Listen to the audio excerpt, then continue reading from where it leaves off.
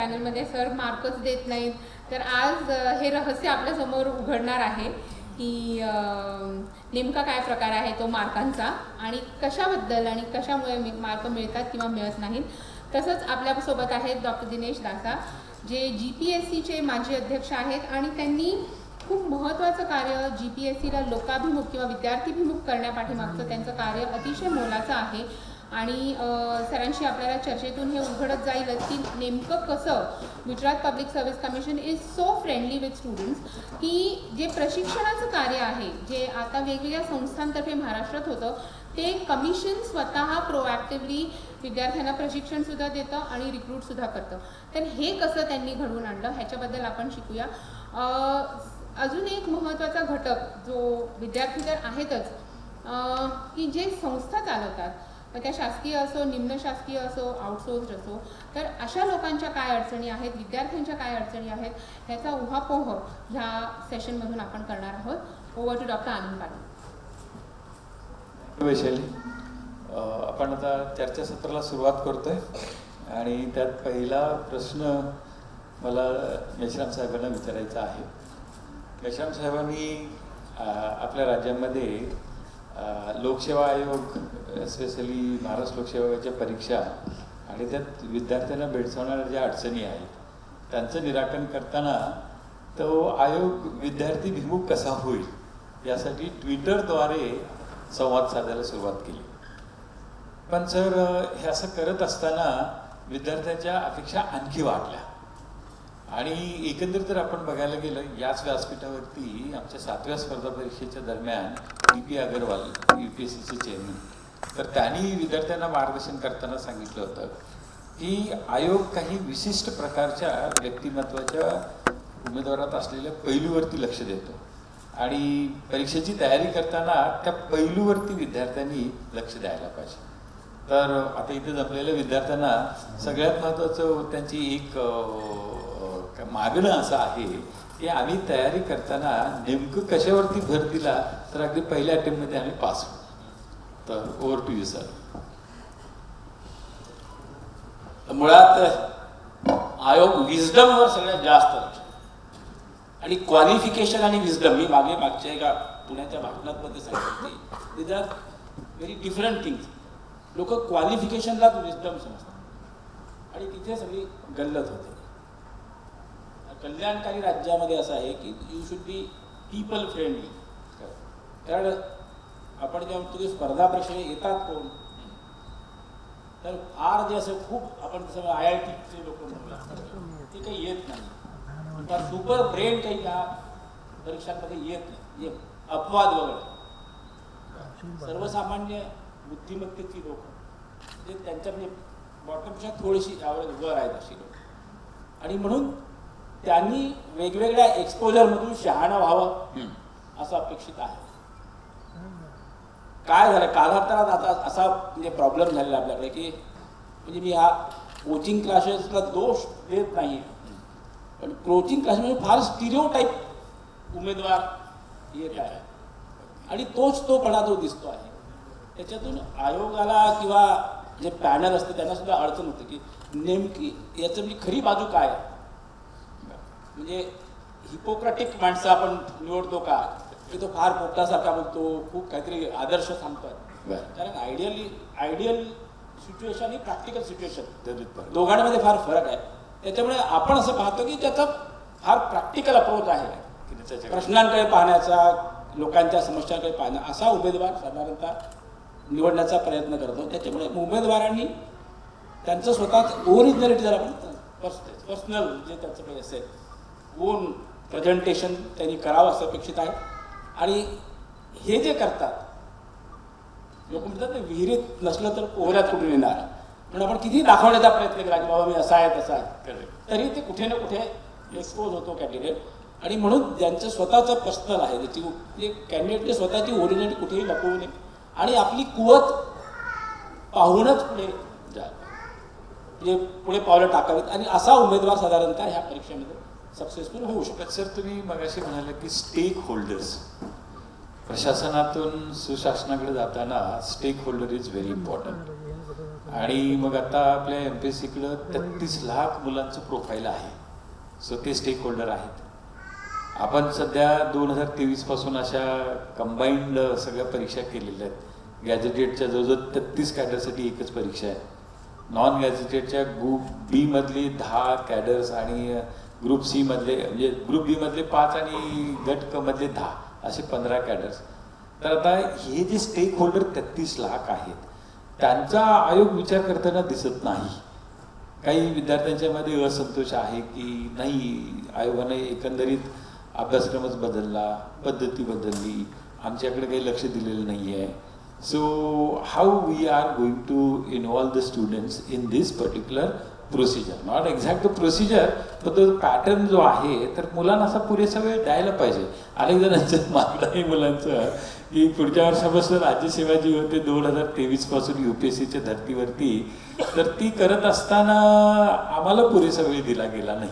तर आता ह्या विद्यार्थ्यांच्या मागण्या कदाचित योग्य नसतीलही, पण अशा वेळेला ते कुठंतरी अनिच्छेने ती तयारी करतात ना मुलं.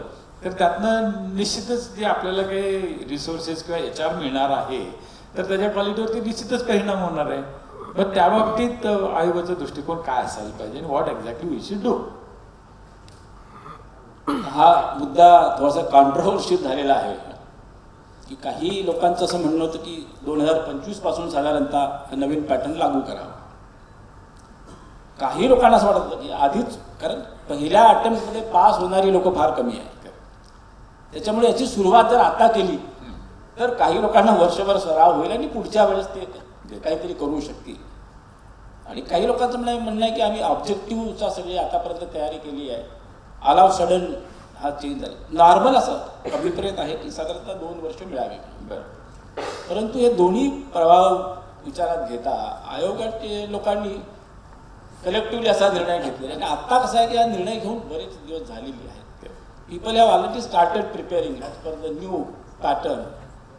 त्याच्यामुळे काही असलं तरी आता ज्यांना असं वाटतं की फार लवकर होत आहे, पण ते उशिरा करण्यापेक्षा, कारण तुमचं आधीच वय बरंच निघून गेलेलं आहे आणि तुम्ही हा 1 वर्षात किमान हा पॅटर्न अडॉप्ट करू शकाल असं. तरीसुद्धा आता मी असं वृत्तपत्रांमध्ये वाचलं आहे की बाबा मुलं काही आंदोलनाच्या तयारीमध्ये आहे. तर मला असं वाटतं की त्या सगळ्या भांडणीत न पडता जे काही करत प्रशासकीय अधिकारी हेच अपेक्षित आहे की जी सिच्युएशन तुमच्यासमोर असेल you should be able to tackle that ना. बरोबर. आपण असं कधीतरी बाबा असं होईल आपल्याला जे अभिनय ते सगळं होईल असं काही होणार नाही. म्हणजे प्रशासनात पण असं होणार. अनेक प्रश्न आला सडन तुमच्यासमोर उभे राहतील.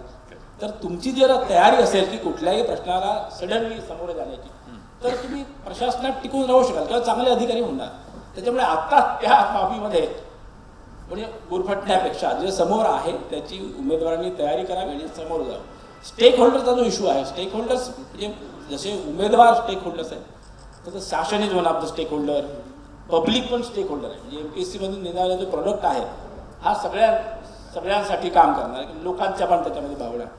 त्याच्यामुळे उमेदवार जर तुमचं म्हणणं आहे किंवा इतके उमेदवार जर त्याच्यामध्ये होतात आणि जे तयारी करतात तर त्यानंतर काय, मध्ये याच्यावर विचार सुरू झाला होता की MPSCच्या उमेदवारांची जी यादी आहे ती अन्य यंत्रणांनी वापरावी त्यांच्या रिक्रुटमेंटसाठी. जसं माडा असेल, MSCB असेल किंवा अनेक म्हणजे आपल्याकडे ऑर्गनायझेशन आहेत. आणि मग जे खरंच ह्या इतक्या जीवघेण्या स्पर्धेत टिकू शकत नाही आणि मग निराश होतात की ते बाहेर फेकले जातात. काही लोक फ्रस्ट्रेशनमध्ये जातात, कोणाला काउन्सिलिंगची गरज पडते, हेल्थ डिसऑर्डर निर्माण होतो. तर हा एक विचार सुरू आहे की किमान अन्य जे पण ते याच्यामध्ये आयोग स्वतः काही निर्णय घेऊ शकत नाही. This has to be decided by the government. गव्हर्नमेंटने जर म्हटलं असं जसं गेटचा स्कोअर पब्लिक सेक्टर वापर, म्हणजे दो that examination meant for the MTech admissions, पण तो स्कोअर ONGC वापरते, ऑइल कंपन्या म्हणजे भारत सरकारच्या.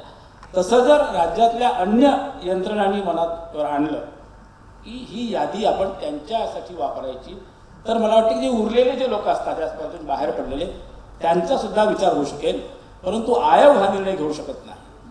जर शासनाने आयोगाला रिक्वेस्ट केली, म्हणा लिहिलं, तर आयोग ती यादी काय झालं सर, काही विद्यार्थ्यांची अशी मागणी सुद्धा आहे की आता ठीक आहे, तुम्ही परीक्षा पद्धती बदलता, अभ्यासक्रम बदलता किंवा एकंदरीत नियोजनामध्ये बरंच असं फ्लेक्झिबिलिटी वगैरे आणता, मग ती करत असताना MPSC स्वतःहून विद्यार्थ्यांना प्रशिक्षण का देऊ नये?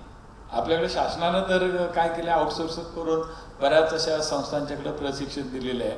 आणि गुजरात लोकसेवा आयोगाचे आपल्याकडं माझे अध्यक्षच आहे, तर त्यांनी ते इनिशिएटिव्ह घेतलं होतं की असा जो काय बदल आहे, आता MPSCने सुद्धा केलेला आहे.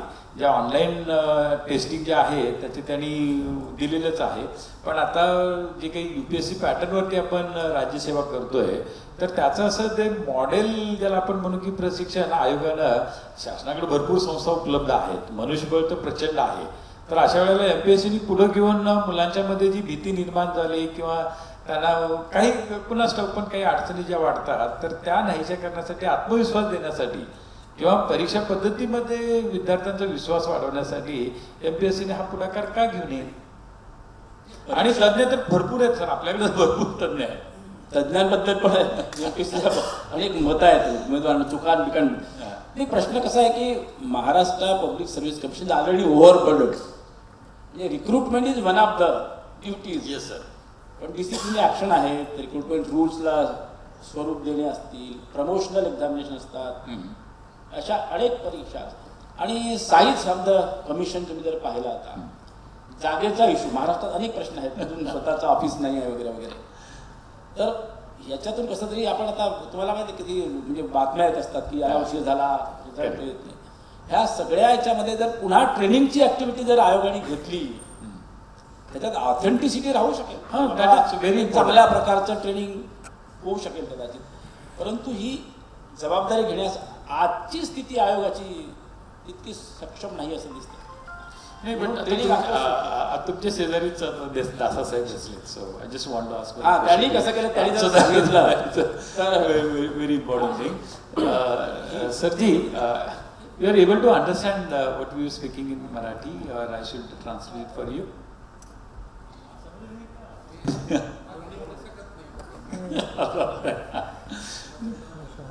Okay.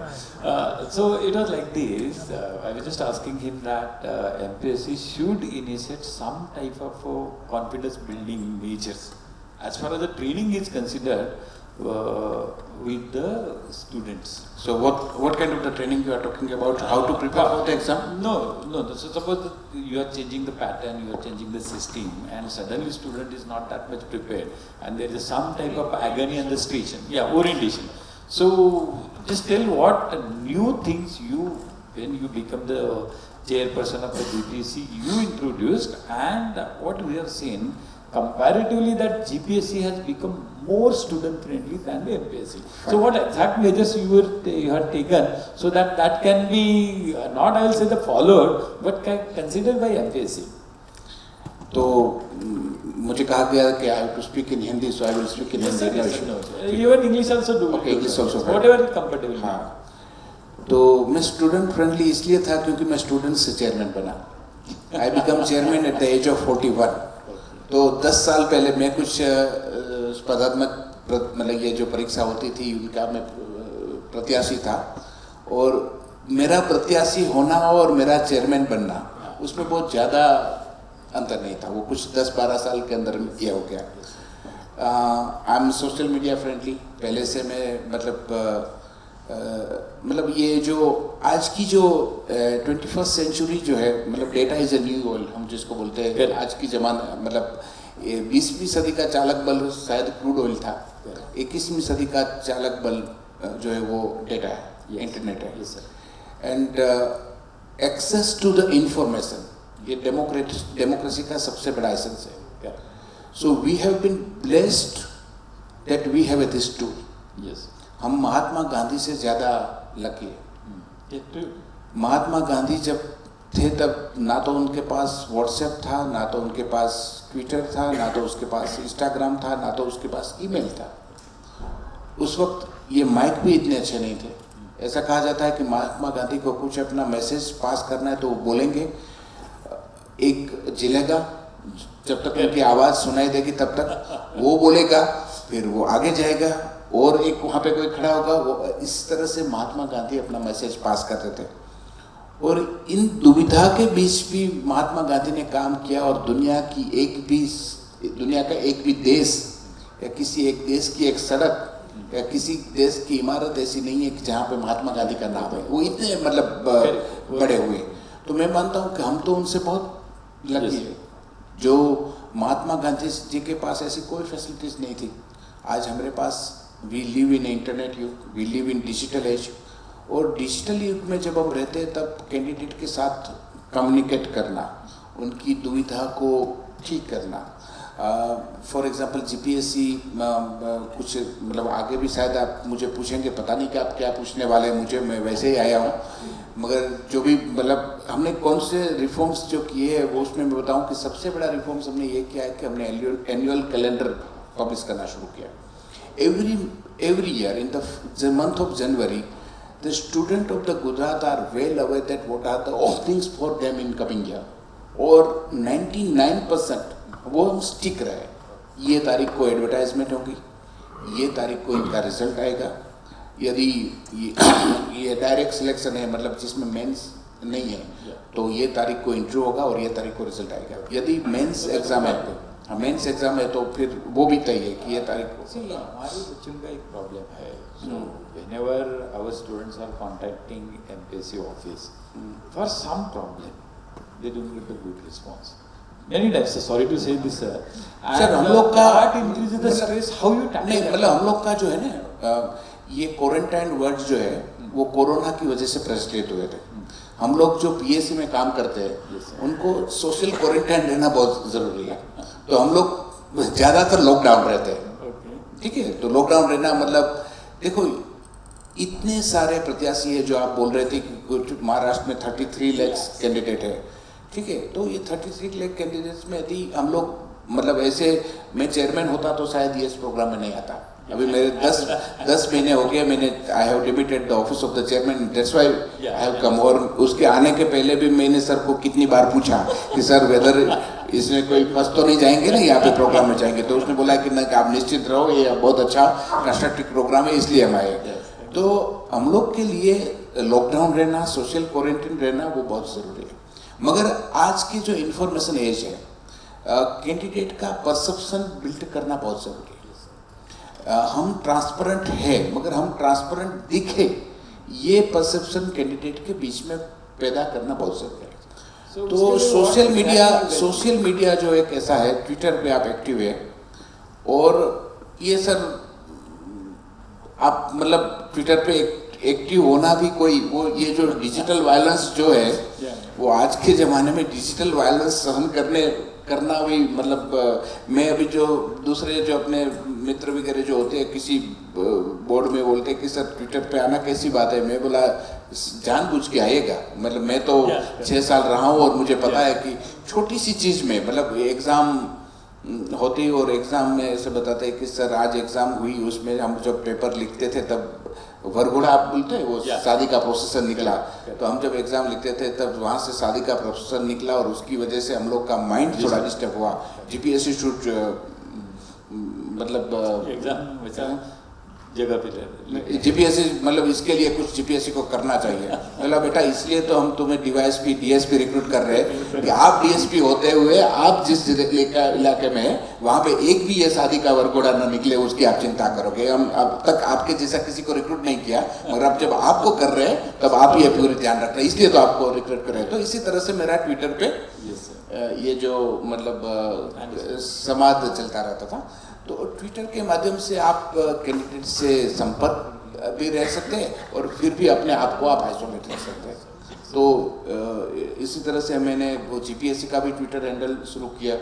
तो ट्विटर की वजह से मतलब पूरी जो भी जीपीएससी के बारे में अपडेट से रिजल्ट निकला, आंसर की अपलोड की या कुछ भी है तो वो कैंडिडेट से हम करते थे। और जो मतलब नए टूल्स है, फॉर एग्जांपल शायद आपके यहाँ पे एग्ज़ाम ख़त्म होने के बाद डॉक्यूमेंट्स आप फिजिकली मंगवाते हैं, जो भी डॉक्यूमेंट्स है मतलब आप फॉर एग्जांपल सिविल सर्विसेज के लिए प्रीलिम्स में तो आपके 4-5 लाख लोग बैठते होंगे, सभी के डॉक्यूमेंट्स हम नहीं मंगवाते। प्रीलिम्स के बाद जो मेंस के लिए क्वालिफाई होते हैं उनके आप शायद डॉक्यूमेंट मंगवाते हैं। तो हमने उसके लिए एक पोर्टल बनाया, IASS integrated application scrutiny system. उसमें ये कि पाटिल साहब की दूर दराज, गुजरात में टोटल 33 डिस्ट्रिक्ट है, वो डांग जो कम से कम 500 किलोमीटर दूर है गांधीनगर अहमदाबाद से, तो वहाँ का बच्चा अपना डॉक्यूमेंट जमा करवाने के लिए कमीशन में आएगा। और वो कमीशन में आप देखें, फॉर एग्जांपल अभी तो ये हुई है कि हम लोग 15 गुना लोगों को मेंस में बिठाते हैं, मगर वास्तविक संख्या 30 गुना हो जाती है, 30 टाइम्स हो जाती है। वो EWS आने के बाद तो ये 30 टाइम्स हो जाती है। तो 10,000 लोग मेंस के लिए क्वालिफाई हुए। तो 10,000 लोग को 10 दिन के अंदर अपने पूरे डॉक्यूमेंट्स GPSC ऑफिस पे जमा करवाना, आप मतलब कल्पना कर सकते हैं कि कितना बड़ा फुटफॉल होना। ये सब एक ही जगह पे हमने ये पोर्टल बनाया, जो 24 घंटा कोई भी कैंडिडेट अपना जो डॉक्यूमेंट है वो अपलोड कर सकता है। और अपलोड करने के बाद GPSC की जो ऑफिस में जो उनकी जो स्क्रूटिनी होती है वो भी ऑनलाइन होती है। हमने ये कहा है कि हम लोग सिलेक्शन बोर्ड है, हम रिजेक्शन बोर्ड नहीं है। तो छोटी छोटी चीज़ के लिए हम कैंडिडेट का कैंडिडेचर वो नहीं करेंगे कि भाई आपका ये सर्टिफिकेट छूट गया और वो कोर्ट में जाएगा और बाद में लंबी लंबी होगी। तो उसकी जगह पे हम लोग जो स्क्रूटिनी स्टेज पे होंगे तब एक बटन आएगा, वो बटन प्रेस करेंगे, वो कैंडिडेट के पास मेल चला जाएगा, उसके मोबाइल पे टेक्स्ट मैसेज चला जाएगा कि आपने जो डॉक्यूमेंट जमा करवाए उसमें एक डॉक्यूमेंट ठीक नहीं है या कम, kindly upload it within 3 days। तो वो डॉक्यूमेंट अपना अपलोड कर देगा और ऐसे करके स्क्रूटिनी होगी। उससे 3 फायदा होता है। एक, there is a faceless administration. मतलब हम लोग की जो क्लास 3 की मतलब जो नोटिफिकेशन है जिसमें साक्षात्कार नहीं है, इंटरव्यू नहीं है, उसमें बच्चे को एक भी बार PSC ऑफिस आने की जरूरत नहीं है। वो ऑनलाइन एप्लीकेशन करेगा, अपनी डिस्ट्रिक्ट में एग्जाम देगा, अपने डॉक्यूमेंट सारे ऑनलाइन सबमिट करेगा, रिटर्न लिखेगा और रिजल्ट अपनी वेबसाइट पे देख लेगा। तो he need to come even once to the commission office. तो ट्रांसपेरेंसी के लिए फेसलेस एडमिनिस्ट्रेशन सबसे बड़ी बात है। तो ये हमने इंट्रोड्यूस किया। दूसरी बात सर क्या है, see what our students are facing a very important issue. Now there is one exam conducted last year on the 31st October 2021, assistant municipal commissioner. Then की आ गई इंटरव्यू के लिए, लिस्ट भी आ गई in the month of February 2022, and now we are in the December. So the last almost 10 months, the interviews for AMC has not been conducted. sir. The number of the candidates Sir, would be 90. So how that gap? हाँ you guys have sir ये क्या हुआ, ये corona की वजह से मैं नहीं sir, I'm talking about this year. हाँ, तो मैं- corona तो मतलब yes sir. So how you reduce that gap between the declaration of the results and the interview? So 10 months again we don't know when the interviews will be conducted. Sir ये हाँ Yeah. Okay. AMC, Assistant Municipal Commissioner, Mumbai.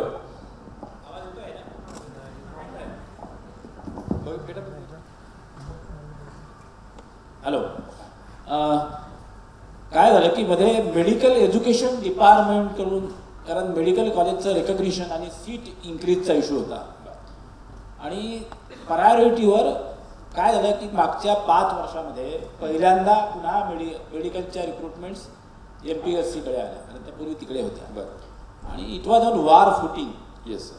आणि त्याच्यामुळे त्या सगळ्या पूर्ण केल्याशिवाय अन्य कुठल्याही 2 प्रायोरिटी आहेत. एक तर जजेस रिक्रुटमेंट, बिकॉज हायकोर्ट जजेस are involve in the recruitment process, and this medical. त्याच्यामुळे बाकी सगळ्या गोष्टी पोस्टपोन करून मेडिकल प्रायोरिटीने घेतल्या गेल्या. मला वाटतं आता मेडिकलच्या संपलेल्या आहेत, त्याच्यामुळे कदाचित ते फक्त त्या स्पेसिफिक त्याच्यामध्ये बोलतात. कॅन्डिडेटची संख्या सर किती 90 आहे. हां बरोबर. आणि त्याच्यामध्ये पुन्हा गेला आयोगाने एवढे 10 महिने ते लावावे.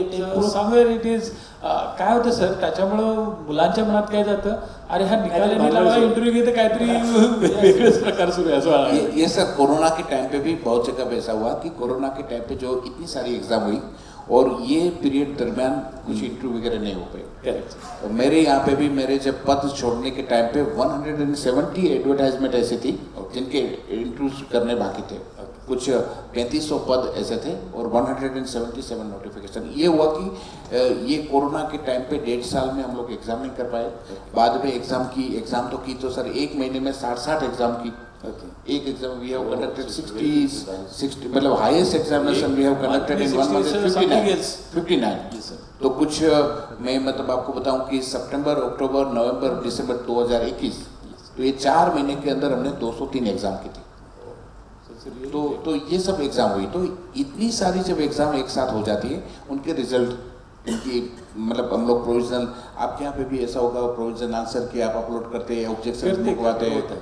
वो सब करवाते So हैं। that is done very तो वो सब nicely सब in सब MPSC सब हो also. रहा है। तो उसमें क्या होता है सर कि ये जो 200 नोटिफिकेशन को एक साथ डील करना, इनके डॉक्यूमेंट्स मंगवाना, उसकी डॉक्यूमेंट स्क्रूटनी करना, और इसमें कभी कभी तो और सर ने ये बताया कि जैसे मेडिकल सीट मतलब पीजी में यदि चाहिए तो मेडिकल आपके टीचर्स जो है उनकी ज़रूरत है। हाई कोर्ट का भी बताया सर ने, क्योंकि हाई कोर्ट के साथ रोज का पंगा होता है, तो हाई कोर्ट का यदि रिक्विजिशन आया तो उनकी भी प्रायोरिटी का एक अलग मतलब ये है, तो इनकी वजह से। और when the size of the commission is not full, दूसरा ये इश्यू होता है कि देखो 7 या 8 आपके यहाँ पे कितने हैं सर कमीशन?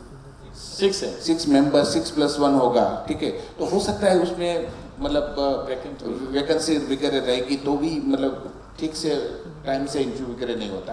तो workload, priority and want of members, ये 3 चीजों की वजह से सर कभी कभी technical what you can call the bureaucratic constraints, but the main issue what I feel that confidence building measures by the commission for the student. हाँ, तो So, sir हाँ, तो उसमें सर एक क्वेश्चन सर ऐसा है कि how you was talking about the transparency, but many times when a particular person or the student from our state contacts MPSC, they always talk about the constitutional secrecy.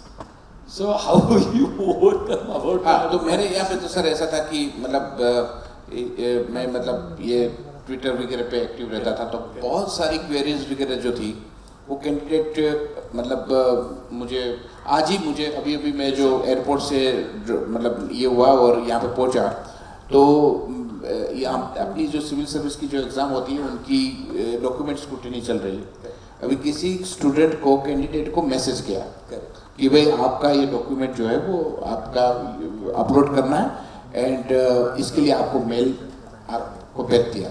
अभी क्या होता है sir, candidate जब apply करते हैं तब अपने खुद से मेल से नहीं करते, वो किसी और के मेल का यूज़ करते, वो साइबर कैफे वगैरह में जाते और वहाँ से अपलोड करते, तो मेल उसको नहीं मिला।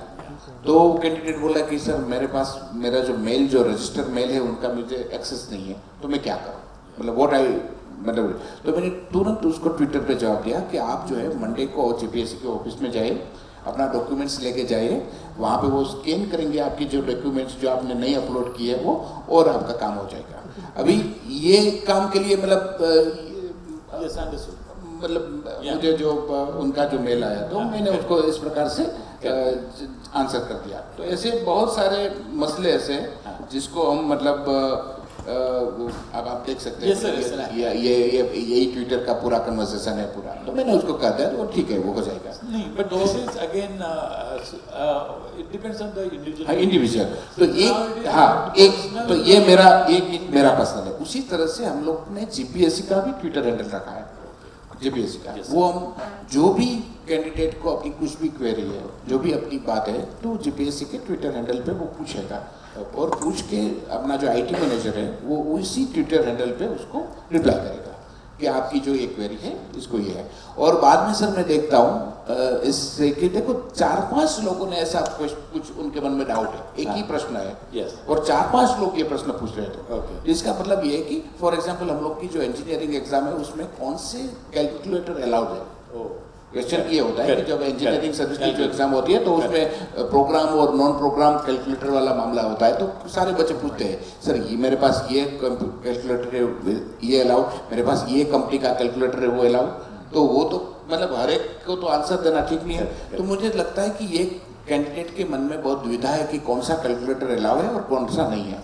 तो हम लोग जो अलाउड कैलकुलेटर है मैं ऑफिस को बोलता था, वो एक पूरी सूची डाल देता था नोटिफिकेशन के रूप में कि ये एग्जाम के लिए इतने सारे कैलकुलेटर अलाउड है। तो उसकी वजह से कैंडिडेट के जो मन में जो दुविधा रहती है वो कम होती है। और बाकी जो परसेप्शन जो है वो तो सर आपका रिजल्ट निकले और सोसाइटी के जिन स्ट्राटा से लोग सिलेक्ट होते हैं उनसे ही परसेप्शन बिल्ड होता है। मतलब एक बड़ा आदमी है और उसका बेटा फेल होता है और एक गरीब का जिसको कोई नहीं पहचानता उसका लड़का जब सिलेक्ट होता है तब लोगों को होता है कि सिस्टम में विश्वास करने जैसा है। तो ये परसेप्शन थँक्यू व्हेरी मच. आता या दोन पदाधिकाऱ्यांनी आपल्याला अतिशय मोलाची माहिती दिलेली आहे. आता इथे जमलेल्या विद्यार्थ्यांच्या जर काही समस्या असतील, आपल्या मेश्राम साहेब आहेत, दासा साहेब आहेत आणि आपल्यापैकी कुणाला जर समजा MPSCला ॲड्रेस करायचं असेल तर तुम्ही सरांना प्रत्यक्ष आपण संवाद साधूया and you can ask the questions. कोणाला जर प्रश्न असेल तर विचारा. हां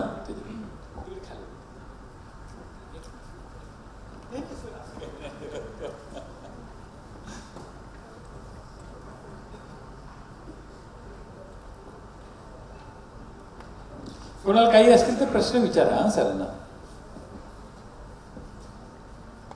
मला दिसत नाही. आता एक सुरू झालं तर भरपूर येणार तर. सर्वप्रथम सर्वांना गुड आफ्टरनून. सर, माझा एक प्रश्न असा आहे की जे आयोगाची जी डिमांड आहे ती विद्यार्थ्यांनी कशी म्हणजे विद्यार्थ्यांना समजायला पाहिजे जे डिमांड आहे वगैरे, कारण मार्केटमध्ये रिसोर्सेस खूप सारे आहेत आणि जे आयोगाला पाहिजे ते फार कमी आहे. आप हिंदी में पूछेंगे तो अच्छा रहेगा मुझे. हाँ सर. आप मुझे पूछ रहे हैं कि सर को पूछ रहे हैं? सर हिंदी में पूछता दोनों के लिए.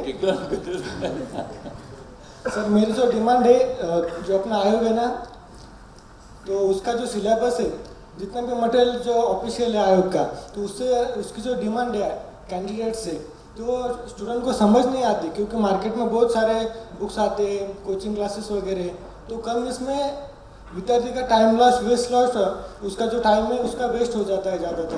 तो जल्दी कैसे आयोग की डिमांड जो है वो उसको समझ उसका कहना ऐसा है, what is the source of the question you are asking in the exam. ठीक है.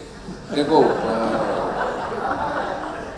सबसे 60% क्वेश्चन किसी भी आयोग के लिए, चाहे वो गुजरात का हो, महाराष्ट्र का हो, कर्नाटक का हो, किसी लड़के जो सिविल सर्विस या स्पर्धात्मक परीक्षा का अभ्यर्थी बनना चाहता है उनको पहले स्कूल में एडमिशन लेना है. 5वीं स्टैंडर्ड से 12वीं स्टैंडर्ड की जितने भी बुक्स है, टेक्स्ट बुक, वो सिविक है, हिस्ट्री है, जनरल साइंस है, इकोनॉमिक्स है और सारी जो है 60% क्वेश्चन वहाँ से आते हैं. बाकी जो 40% होते हैं वो करंट अफेयर्स होते हैं. और करंट अफेयर्स के जो क्वेश्चन है और बाकी कुछ टेक्निकल होते हैं, फॉर एग्जाम्पल कॉन्स्टिट्यूशन, तो आप बासु या लक्ष्मीकांत की स्टैंडर्ड बुक इसमें पॉलिटी कॉन्स्टिट्यूशन के लिए, उसी तरह हर एक सब्जेक्ट की कुछ न कुछ स्टैंडर्ड जो यूनिवर्सिटी आपके यहाँ पे पता नहीं यूनिवर्सिटी ग्रंथ निर्माण बोर्ड है कि नहीं, महाराष्ट्र ग्रंथ निर्माण बोर्ड होगा, उसी तरह से गुजरात ग्रंथ निर्माण बोर्ड की उनकी बुक्स है. तो ऐसी कोई स्पर्धात्मक परीक्षा एक इतना बड़ा समुद्र है कि आप कभी नहीं कह सकते कि ये बुक पढ़ने से आपको, वरना तो हर कोई डेप्यूटी कलेक्टर और DSP बन जाता, क्योंकि एक ही बुक पढ़नी है. तो ये नहीं है, आपकी एक सातत्यपूर्ण स्टडी होनी चाहिए और आपको सिलेबस के मुताबिक से जो बेस्ट अवेलेबल है, और आजकल तो नेट भी है, नेट से भी हम बहुत सारा निकाल सकते हैं. इसलिए ये क्वेश्चन का आंसर मेरे ख्याल से कोई नहीं दे सकता की उत्तर देणे. त्यांचं जे म्हणणं आहे की टेक्स्टबुक पब्लिश करायचे का आम्ही. कसं आहे की आपले जे करिक्युलम आहे अकॅडमिक इन्स्टिट्यूशनचं किंवा विद्यापीठांच्या परीक्षांचं, इव्हन विद्यापीठांमध्ये पण टेक्स्टबुक नसते, म्हणजे बिगरली ते खालच्या लेवलला जातं. 10वी म्हणजे त्याच्या स्पून फिडिंग तिथे आवश्यक आहे. आपण स्पर्धा परीक्षांमध्ये स्पून फिडिंग नॉट एक्सपेक्टेड. आणि म्हणून तुम्ही प्रगल्भ लोक आहे, मॅच्युअर झालेले आहे, ग्रॅज्युएट झालेले आहे, त्याच्यात तुम्हाला ते सोर्सेस पण शोधता आले पाहिजे ना. तुम्हाला सगळंच वाढून दिलं रेडीमेड टेक्स्टबुक म्हणून, तर मग तुमची स्वतःची त्याच्यात तुमचं योगदान काय, तुम्ही किती चतुर आहात, तुम्ही काय शोधू शकता. त्याच्यामुळे टेक्स्टबुकमधून म्हणजे टेक्स्टबुक एक तर विद्यापीठाने म्हणा किंवा लेखकांनी म्हणा किंवा MPSCनी प्रकाशित करणे अपेक्षित नाही म्हणा. दुसरं असं आहे की तुम्ही म्हणता की सोर्स त्याच्यामध्ये मी मागे पण सांगितले की त्याचा अशी अडचण आहे की आम्ही जर एखाद्याचा सोर्स जाईल की हे प्रश्न इथून आले तर त्या पुस्तकाचं इनडायरेक्टली प्रमोशन होईल आणि मग आयोग स्वतःच कोणाचं तरी प्रमोशन करताय असा त्यांच्यावर ठपका येईल. त्याच्यामुळे ते पण आयोग करू शकत नाही, कारण मध्ये उमेदवारांची मागणी होती की चुकीचं उत्तर किंवा काय असेल ते कुठल्या पुस्तकातून तुम्ही घेतलेलं आहे म्हणजे आयोगाने ते सांगावं. ते सांगितलं की इनडायरेक्टली त्या पुस्तकाचं प्रमोशन केलं जाईल आयोगाकडून, म्हणून आयोग ते टाळत आहे आणि ते करू नये असं मला वाटतं की आता त्याच्यामुळे आणखी अनेक समस्या निर्माण होतील मग भविष्यामध्ये. म्हणून टेक्स्टबुक पब्लिश करणं हे शक्य नाही. आपण मॅच्युअर आहात, आपण हुशार पण आहात, आपण रिसोर्सेस शोधा आणि खूप अवेलेबल आहे मार्केटमध्ये, त्याच्यामुळे आपण त्याचा उपयोग करून आपली तयारी करावी.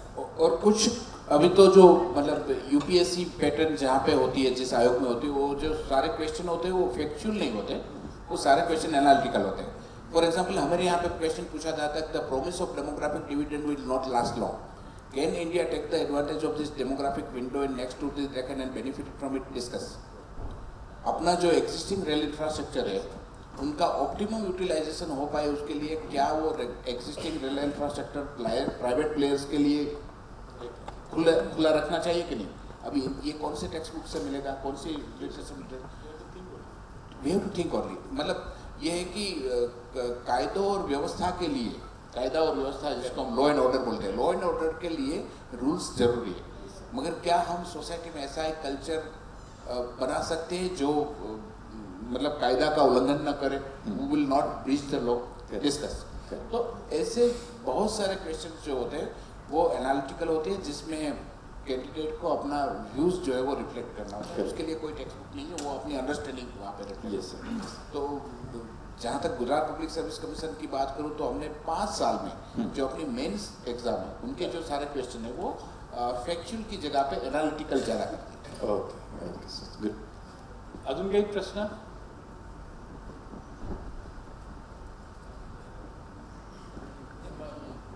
मध्ये यांच्याशी जोडून म्हणजे डॉक्युमेंट्सचा जो इश्यू होता महाराष्ट्रामध्ये आत्ता कुठे ते पोर्टल तयार झालेलं आहे आणि डायरेक्ट रिक्रुटमेंटच्या ज्या इंटरव्ह्यू आहेत त्याच्यामध्ये आपण डॉक्युमेंट अपलोडिंगची फॅसिलिटी केलेली आहे.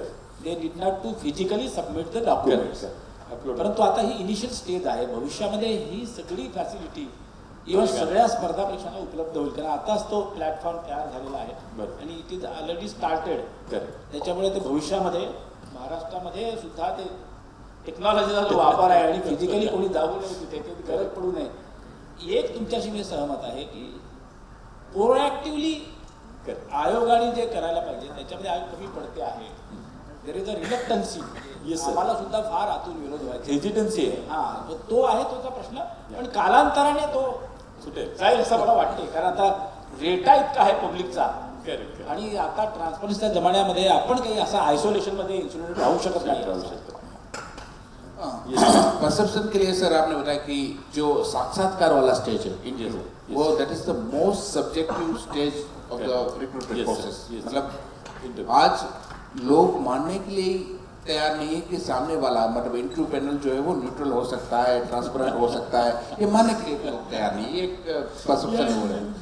तो अभी उसको ठीक करने के लिए सब आयोग ने कुछ न कुछ अपनी तरफ से प्रयोग किया है. गुजरात पब्लिक सर्विस कमीशन हमने ये किया है कि जब कैंडिडेट अपने साक्षात्कार वो उसके लिए इंटरव्यू के लिए आएगा तो सारे उनके मोबाइल वगैरह बाजू में रखते हैं. देन ही विल बी, हम लोग 3 या 4 बोर्ड डिस्ट्रीब्यूट करते हैं. एक बोर्ड में इंटरव्यू नहीं होता, 3-4 बोर्ड में होता है. कैंडिडेट को किस बोर्ड में जाना है वो he will pick up the chit and chit will decide at the last moment that in which board he will be include.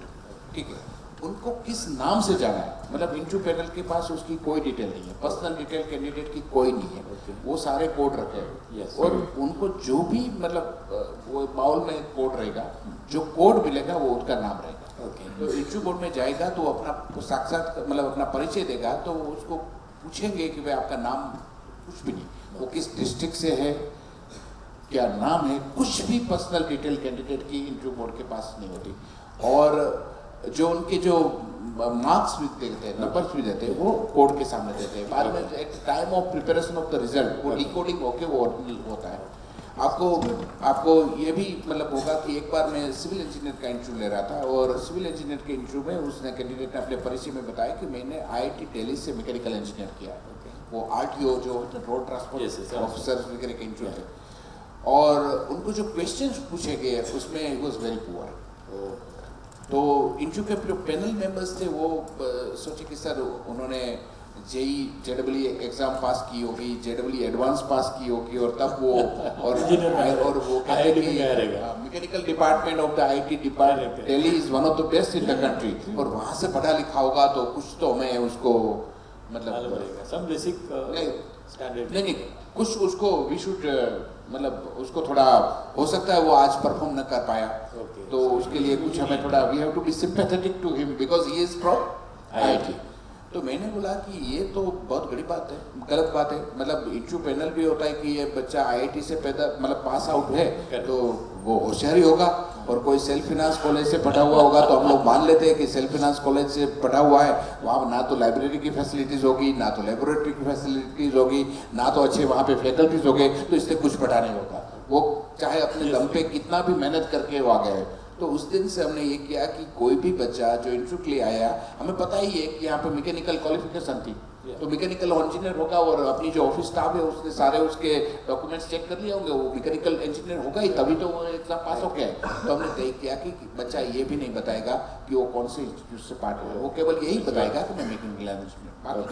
तो ये जो सारे जो मतलब हुआ कि, और उसी तरह से एक्सपर्ट की 3 बोर्ड होते हैं, 4 बोर्ड होते हैं, तो हमेशा यदि बोर्ड एक ही रहता है तो क्या होता है कि उसमें वेरिएशन आ सकता है, बोर्ड जो कोई लिबरल बोर्ड होता है, कोई थोड़ा स्ट्रिक्ट बोर्ड होता है, तो हमने इसको ऐसे किया कि रोज सुबह पहले दिन हम जब इंटरव्यू जब होते हैं मल्टीपल बोर्ड होते हैं, तब हम लोग 3 बोर्ड है तो साथ में बैठते हैं। पहला दिन जो है वो कॉमन बोर्ड मतलब 3 बोर्ड के लोग एक साथ बैठेंगे, जब कैंडिडेट आएगा तो बोर्ड 1 का कैंडिडेट होगा तो बोर्ड 1 के जो 4 मेंबर है वही क्वेश्चन पूछेंगे, board 2 and board 3 will observe, और कैंडिडेट चला जाएगा उसके बाद सारे लोग इकट्ठे होकर तय करेंगे कि इसको कितने नंबर्स देने चाहिए। जब बोर्ड 2 का कैंडिडेट आएगा तो बोर्ड 1 और बोर्ड 3 उसी तरह से हम एक्टिव एंड पैसिव वो करेंगे। तो उससे क्या होगा कि 12 कैंडिडेट पहले दिन बुलाते हैं, और 4 बोर्ड है तो एक बोर्ड के 3 कैंडिडेट, तो 12 बेंचमार्क तय होते हैं, और 12 बेंचमार्क कौन से तो 16 लोगों ने, मतलब 3 बोर्ड है तो 12 लोगों ने तय किया। दूसरे दिन जब अपने रिस्पेक्टिव बोर्ड में सब चले जाएंगे तो वो बोर्ड के मेंबर कैसे अलॉट होंगे, चेयरमैन और मेंबर्स तो रहेंगे, मगर जो एक्सपर्ट कैसे अलॉट होंगे, दे विल हैव टू मतलब 11 बजे इंटरव्यू शुरू होता है, 11:05 के अंदर जो सब बैठे और अपने चिट लेंगे, और जो चिट निकलेगी वहां से तय होगा कि इसको किस बोर्ड पे बैठना है। तो इसी तरह से रोज बोर्ड के मेंबर्स बदलेंगे। फॉर एग्जांपल आप आज बोर्ड नंबर 1 में हैं, कल आप बोर्ड नंबर 2 में बैठेंगे। अभी बोर्ड नंबर 1 में आपने किसी एक प्रत्याशी को मतलब कैंडिडेट को जज किया, उसको 55 मार्क्स दिए, और वो तब हम कहते हैं कि देखो पहले दिन जब हमने 12 कैंडिडेट किए थे, इसमें से जो कैंडिडेट था ये वाला हम थोड़ा याद करेंगे, तो उसको हमने 52 दिए थे, उनसे थोड़ा अच्छे से तो उसको 55 थे, तो दूसरी तरह। अभी आप दूसरे दिन दूसरे बोर्ड में गए, वहाँ पे यही परफॉर्मेंस आया, और किसी एक्सपर्ट ने बोला कि 60 मार्क्स, तो आप बोलेंगे कि देखो पहले दिन जो ऐसा कैंडिडेट था उसको 52 था, उससे थोड़ा एक अच्छा था, तो कल मैं बोर्ड नंबर 1 में बैठा था तो इसको हमने 55 दिया। मुझे लग रहा है कि ये कैंडिडेट जो उस कैंडिडेट के हिसाब नहीं एट पार, और कोई मेंबर भी नहीं कहा, हाँ कल बोर्ड नंबर 3 में भी एक कैंडिडेट ऐसा था, उसका परफॉर्मेंस ऐसा, उसको भी हमने 54-53 पेपर दिया, तो उसी तरह से अराइव करेंगे। आपको मैं स्टैटिस्टिकल डेटा दूं कि जब हम लोग का eliminating the disparity by the disparity, हाँ तो मैं आपको 5 एग्जाम का डेटा दूं। हम लोगों ने मतलब जो 2018 की जो अपनी सिविल सर्विस एग्जाम की थी, उसमें पर बोर्ड डिफरेंस 0.49 मार्क्स था, बाद में 0.42, हाईएस्ट डिफरेंस 0.47 है। तो मतलब इंटर बोर्ड जो डिफरेंस होता है उसका एवरेज निकाले तो ये होता है, तो उसकी वजह से just I want to interrupt over here and then Meshram सरजी, आता यांनी सांगितलं की सिलेक्शन होणाऱ्या उमेदवारांच्या मार्कातला फरक, मुलाखतीच्या मार्कातला फरक 0.49, let us consider as 1 mark, okay sir. आता सर झाले काय, आपल्याकडं 2019 PSAचा निकाल आपण होताच त्यावेळेला हायएस्ट इंटरव्ह्यूमध्ये 40 पैकी 34 मार्क दिले होते, तोही मुलगा PSA झाला, आणि दुसरा जो PSA झालेला त्याला 18 मार्क पडले होते। आता 34 ते 18 हा फरक जर आपण सर बघितला जवळजवळ 16 मार्कांचा जातो, मग आपल्याला असं काही GPSC सारखं करता येणार नाही का मुलाखतीमध्ये, कारण नाव ते इंटेन्सिटी ऑफ द कॉम्पिटिशन जास्त असल्यामुळं आणि हा आयोगाचा दोष मानता येणार नाही, कारण आपण मुलाखती कोल्हापूरला घेतो, त्यानंतर अमरावतीला घेतो, नाशिकला घेतो आणि त्यामुळे स्टँडर्डायझेशनमध्ये फरक होतो, रिजनल डिस्पॅरिटी येते आणि प्रत्येक वेळेला आपलं वेगळं स्टँडर्ड होऊन जातं आणि त्यामुळे बऱ्याच वेळेला असं म्हटलं जातं औरंगाबादला मुलांना इंटरव्ह्यूला मार्क जास्त पडतात आणि मुंबईला तोच मुलगा इंटरव्ह्यू झाला की त्याला कमी मार्क दिले जातात. किंवा समटाईम एकाच दिवशी पुण्यामध्ये इंटरव्ह्यू सुरू झाला, एक पॅनल जास्त मार्क देतं, दुसरं पॅनल मार्क म्हणजे असून सुद्धा त्याला कमी दिले जातात. आणि the best way what sir Dasaji told, it is one of the excellent thing, even UPSC is not doing this way. So that is very good thing. So when we are going to implement this sir, काय करता येईल आपल्याला? आणि आपण लोकसेवा आयोगाला आता तुम्ही हक्कानं सांगू शकता सध्याच्या आयोगाला की सर असं काहीतरी कराच. हा, आणि आत्ता जी एक गोष्ट आहे ती नवीन आहे आमच्यासाठी पण, की पहिल्या दिवशी देर is a common panel. Correct.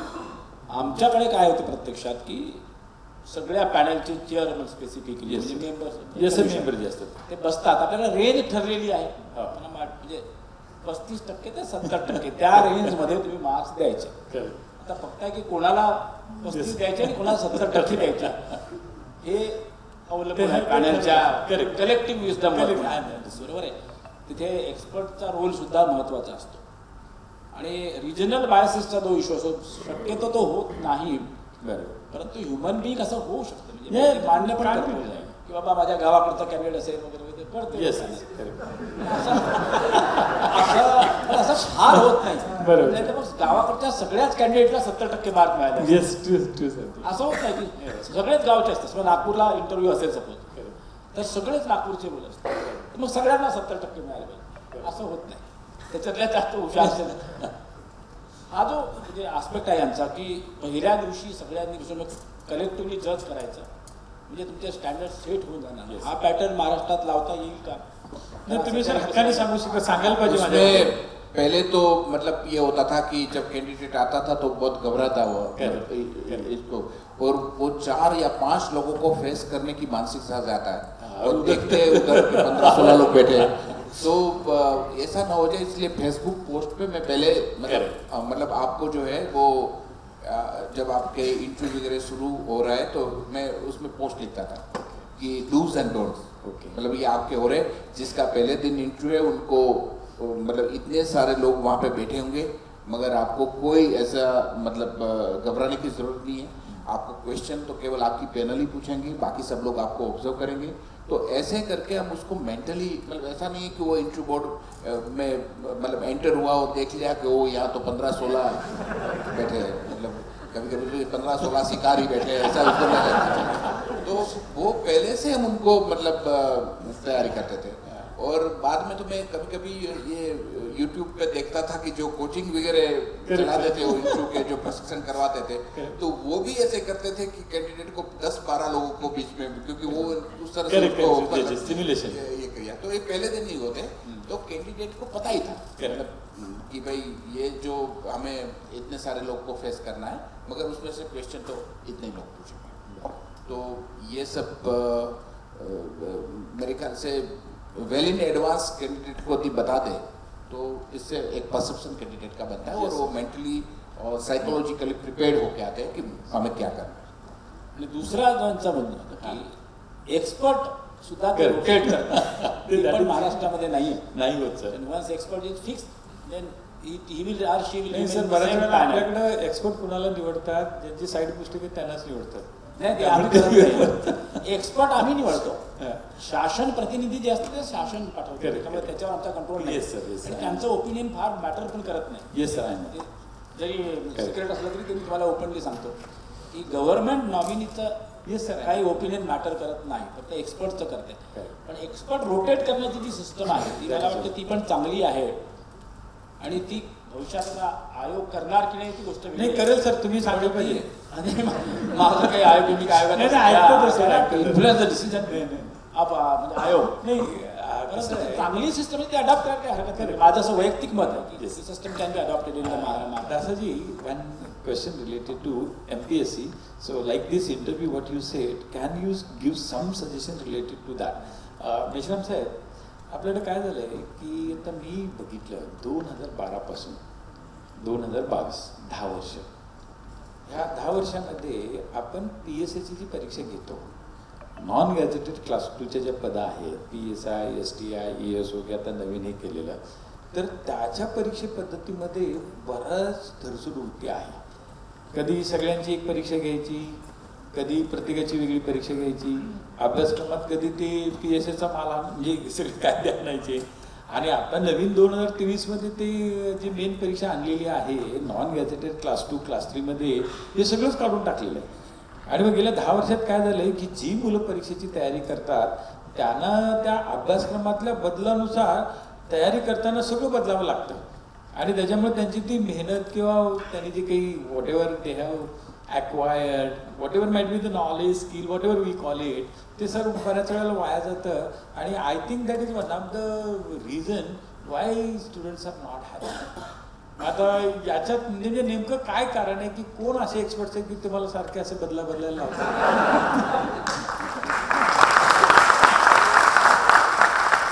प्रश्न असा आहे की तुम्हाला सिस्टम डायनामिक पाहिजे, येस सर, की स्थिर पाहिजे. बरोबर आहे. तर डायनामिझम आलोच बेटर. त्याच्यामुळे आयोग डायनामिक आहे की कधी मला आता असं वाटतं की म्हणजे माझं वैयक्तिक मत आहे, आता तुम्हाला पटो न पटो, कारण एखादा पॅटर्न स्थिर केला मग कोचिंग क्लासेस ते फार आवते त्याच्यामध्ये तसंच ते करणार. माझं असं वैयक्तिक मत आहे की फक्त syllabus should be decided, correct, pattern should not be. Okay sir, randomly pattern फेकायचा पोरांसमोर, येस सर, तरच तुम्हाला Yes. डायनामिक कॅन्डिडेट्स मिळतील. डेफिनेटली. काय आहे की पॅटर्न चेंज तर IIT, GRE हे लोक पण नाही करत. ते लोक प्रश्न ट्रेंड होऊ देत नाही. So within the fixed pattern you can have a lot of dynamism which will also keep the coaching classes on their toes. So तसं आपण बघू शकतो आणि विद्यार्थ्यांना पॅटर्नची सवय होईल. Pattern meaning we don't mean की पहिला प्रश्न इतिहासाचा, दुसरा प्रश्न याचा. वी मीन की ग्रुप बीचा पेपर हा पूर्व परीक्षेचा 100 मार्कांचा असेल. ही जी पॅटर्न आहे, the broad framework of the paper, Y can't we keep it constant for a longer period of time? मी याच्यासाठी असं म्हणतोय की पॅटर्न म्हणजे त्या वर्षी समजा ह्या वर्षी तुम्ही एक सिलेबसवर समजा Correct. 50 प्रश्न ऑब्जेक्टिव्ह विचारले, बरं. तर पुढच्या वर्षी एकही विचारणार. बरोबर, करेक्ट, तर लोकांना त्याचा गेसच करता आला नाही पाहिजे. कीप देम गेसिंग. आपल्याकडे काय होतं आता की ठराविक इतके प्रश्न करायचे, त्याची इतकी उत्तरं करायची, येस सर, आणि मग काहीतरी पुढे जायचं म्हणजे न्यूमरिकल मार्क्सच्या आधारे. बरोबर, ओरिजिनल त्याचं काही जे असेल ते न पाहता. त्याच्यामुळे असं फार ड्रॅस्टिकली चेंज जरी केला नाही तरी तुमचं जे म्हणजे धरसोड. आता कसं आहे की पूर्वी प्रत्येक म्हणजे पदासाठी वेगवेगळी परीक्षा घ्यायची. बरोबर, आता आपण त्याला पण फार विरोध झाला, पब्लिक कडून पण झाला, अनेक प्लॅटफॉर्म झाला. पण आम्ही ते एक असं केलं की धाडस केलं की नाही नको, एका परीक्षेमधून जर मल्टिपल पदासाठी उमेदवार पात्र होत असेल तर चांगली गोष्ट आहे. त्याच्यामुळे आता भविष्यात असं धरसोड होणार नाही. आता जर प्रिलिमिनरी कंबाईन झाली तर ती तशीच राहणार. आणि सिलेबसच्या बाबतीत जे आहे आपल्याकडे आपली प्रॉब्लेमच आहे, मुळात तज्ञांचा प्रॉब्लेम आहे. आणि मध्ये जेव्हा सुजाता सौनिक मॅडम ACS होत्या GADच्या, त्यावेळेस आपण असं केलं होतं की मग मॅन्डेटरी करावं. बरं, की आता चांगले तज्ञ येतच नाही. ओके, मूळ प्रश्न होता न्यूमरेशन आपला Yes, sir. अनर्याचं होतं Correct. तो आता आपण सोडवला, म्हणजे जास्त अनर्या देतो. परंतु लोक त्या कामासाठी पुढे येतच नाही. आणि मग चांगले तज्ज्ञ तरी आता आपण ते केलं आहे, पॅनल अपडेशन, 70 वर्षावरचे लोक गाळले वगैरे वगैरे. परंतु जर मॅन्डेटरी केलं, जसं इलेक्शन कमिशनचं काम आहे की बाबा याला काम दिलं की त्यांनी केलंच पाहिजे, बरोबर, असं जर चांगल्या एक्सपर्टला काम दिलं तर तो आपल्या विद्यापीठाचं काम करणार की हे करणार. बरोबर. त्याच्यामुळे तुम्ही जे म्हणता की तज्ज्ञ कोण आहे तुम्हाला बदलायला लावतात, तर असं काही नाही की ते बदलायला नाही सर, सर्वसाधारणपणे नाही काय झालंय आता बघा, PSIचे जो का आपला निकाल लागतो आणि बरीच मुलं अशी आहेत की फिजिकली जी काही त्यांच्याकडे जी कपॅबिलिटी आहे ती खूप चांगली असते. मग ते आता आपण काय केलं की फिजिकल 100वरनं 60 क्वालिफायला आणले. आणि मग त्यात मुलांचा असा ग्रामीण भागातल्या मुलांना वाटतं की हा आता आमच्यावरती अन्याय केला आहे, कारण मी पळायला लागलो आणि मी करायला लागलो तर ती माझ्या एकट्याच्या जीवावरती मी 100 पैकी 100 पाडू शकतो. इंटरव्ह्यूमध्ये मला तेवढं पडणार नाहीत किंवा तर रिटर्नमध्ये सुद्धा मला पडणार नाहीत. But then, as far as a PSI is considered, so do you think that it is wise to have a qualified man for the physical? असं बऱ्याच म्हणजे it's not my this personal opinion but the students are saying that की this is a injustice to the student from the rural area because they are much competent physically. तो openly मी मान्य करतो की तो निर्णय मी प्रपोज केला होता. करेक्ट. काय झालं, माझा अनुभव जो होता PSIच्या Correct. फिजिकल टेस्टचा येस सर. तो फार विचित्र होता. हो. की लोक ते तुमचं येस सर. करेक्ट. करेक्ट. त्यावेळेस काय काय करामती करतात लोकं. म्हणजे काही करून 100% मार्क मिळाले. करेक्ट. त्या महिलांचं जे धावण्याचं म्हणजे चालण्याचं जे होतं करेक्ट. त्याच्यामध्ये अक्षरशः मुली धावायच्या. It was very difficult to control. हो. ती जीवघेणी स्पर्धा पाहिजे. बरोबर. It was actually a physical test, was a fitness test, okay. Not a fitness competition. Okay sir. आपण जेव्हा फिजिकलला मार्क देऊ लागलो Yes. तेव्हा it has become the competition. Correct. Where it was expected only a fitness. Fitness for certain marks, तुमची उंची इतकी असली पाहिजे, तुम्हाला इतकं चालता आलं पाहिजे, इतक्या मिनिटात तिथं धावता आलं पाहिजे वगैरे. पण ती कॉम्पिटिशन झाली होती. त्याच्यातून पुन्हा मग त्या करिअर अकॅडमीनी ते मग 2-3 महिने वर्षभर त्यांची मेहनत वगैरे. Correct. मग काही लोक ते त्याच्यात बरोबर त्याची ते काहीतरी स्टिम्युलेशन वगैरे बरोबर ते आहेच आहे. आणि म्हणून ते Supplementary असं जोड द्यायचे. आणि आता ज्या पद्धतीनं आपल्याकडे आपण म्हणतो की हा. कन्व्हिक्शनचा रेट काय आहे महाराष्ट्रामध्ये किंवा कुठल्याही राज्यांमध्ये, तर जिथे प्रत्यक्षात कोर्टासमोर केस चालवायच्या असतात करेक्ट. तिथे PSI म्हणा किंवा PI म्हणा यांचे इंटेलिजन्सच कमी पडत असतात. बरोबर. आणि आपल्याला आपण पोलीस फोर्समध्ये खाली केलं तर फिजिकली सगळ्या आहे. PSI आणि ऑनवर्स जे लोक आहेत त्यांना त्यांचं ब्रेन जास्त कमी वापरलं पाहिजे, नॉट द माइंड. ओके. जर तुम्हाला कन्व्हिक्शन वाढवायचं असेल म्हणून आम्ही ते कमी केलं की माइंडला महत्त्व न देता आपण मिनिमम फिटनेस त्याची केलेली आहे. बरं. आणि पुढची गोष्ट त्याच्या मग इंटरव्ह्यूच्या आधारे विल गो आहे किंवा शी विल गो आहे. मग हा इंटरव्ह्यूचा जो रेंज कमी करायसाठी तुम्ही प्रयत्न करणार अशा हाँ सारखे. सर, आप सर Yes, sir. PSI के बारे में बात कर येस रहे सर. हैं। Yes sir. हम लोग के यहाँ पे PI का भी डायरेक्ट रिक्रूटमेंट होता है. We are the only state in the country जो पुलिस इंस्पेक्टर क्लास 2 का डायरेक्ट रिक्रूटमेंट करते हैं. Very good thing. और सर कुछ लोग ऐसे होते हैं जिसको मतलब those who loves uniform job, correct. but they would not like to join as a PSI, leaving that मामलतदार, तहसीलदार और Correct. ब्लॉक डेवलपमेंट ऑफिसर की जॉब छोड़ Yes, के yes. वो नहीं. तो to attract talent in the police department, we have started recruiting direct police inspector. Okay. Police inspector का sir हम लोगों ने रिक्रूटमेंट रूल्स ऐसे बनाया कि there would be a prelim exam, yes sir. then we will qualify 20 times candidate for the physical test. Okay. 20 very good. Very good. 20 times.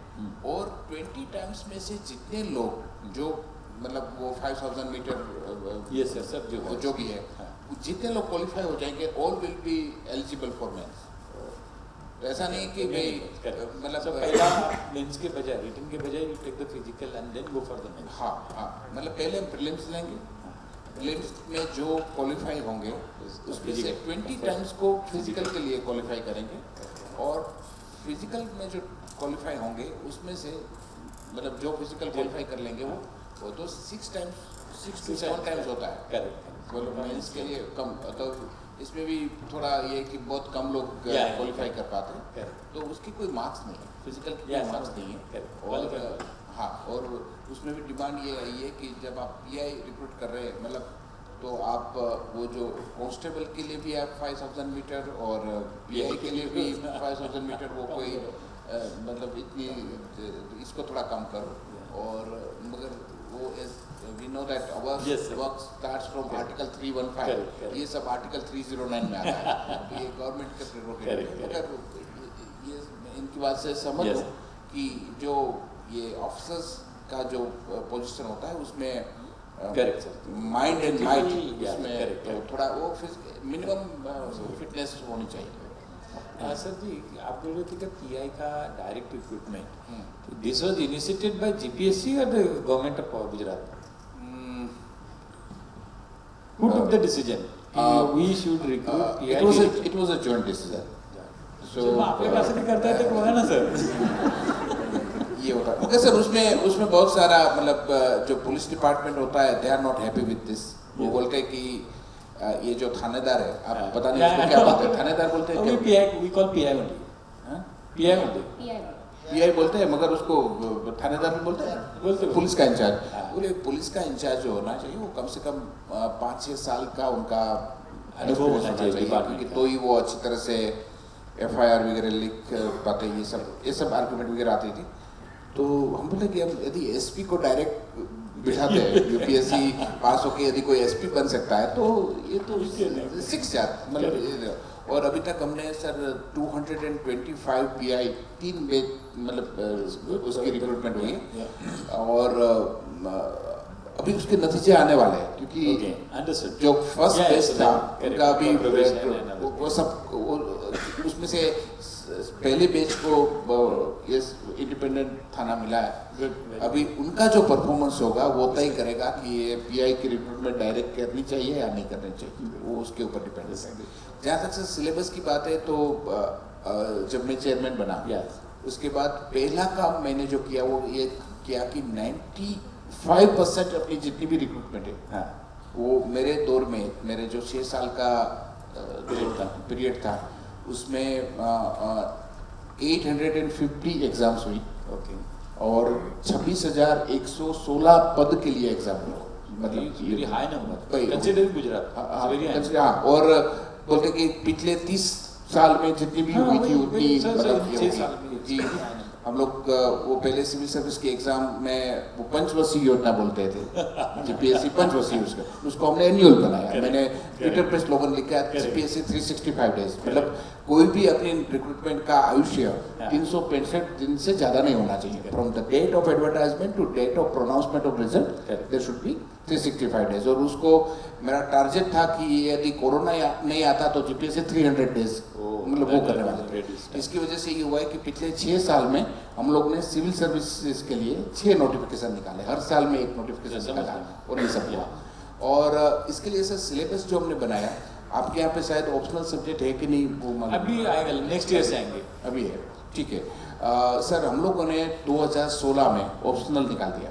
Okay. Optional इसलिए निकाला sir कि जब ये सिविल सर्विस की जब शुरुआत हुई थी तब इसके पीछे आप मैथमेटिक्स में ग्रेजुएट है, मैं एग्रीकल्चर ग्रेजुएट हूँ सर, ह्यूमैनिटीज में, सबको अपने अपने फील्ड में कम्पीट करने का मौका मिलना चाहिए। इसकी वजह से ऑप्शनल सब्जेक्ट इंट्रोड्यूस किया था। सर हैरानी की बात यह है कि गुजरात में हिस्ट्री और जियोग्राफी कोई पढ़ता ही नहीं है। मैं बताऊँ कहीं पे हिस्ट्री और जियोग्राफी कोई पढ़ता ही नहीं। गुजरात में केवल 3 कॉलेज में जियोग्राफी पढ़ाते हैं, मगर जब हम सिविल सर्विस के एग्जाम निकालते हैं 60% बच्चे जियोग्राफी रखते हैं। तो बोलते कि गुजरात में जब जियोग्राफी कोई ग्रेजुएशन लेवल पे पढ़ता नहीं है तो इतने सारे मतलब भूशास्त्री आ कहाँ से? तो इसमें उसी तरह से हिस्ट्री वाला भी ऐसा है। तो सर आप देखेंगे इंजीनियरिंग का बंदा हिस्ट्री जियोग्राफी करेगा, मेडिकल का बच्चा वो करेगा। तो इसका मतलब यही क्या मतलब ऐसी कौन सी व्यवस्था कि आपको क्रिकेट के लिए चयन करना है और आप उसका टेस्ट फुटबॉल से लिख पा रहे हैं कि मैं फुटबॉल खेलता है।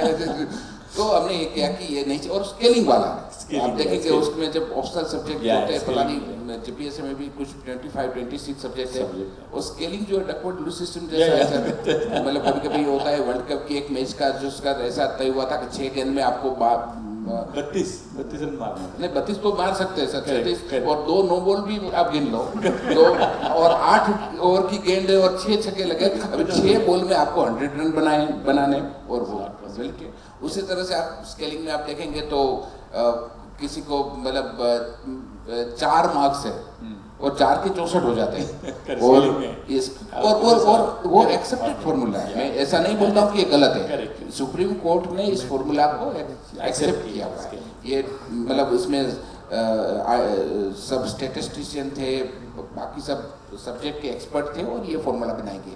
But to get rid of it हमने कहा कि भाई नहीं, आज जो है आर्ट्स से इंजीनियर सारे लोगों को कवर कर सके ऐसा एक सिलेबस बनाना चाहिए और there should not be an option. Yes sir.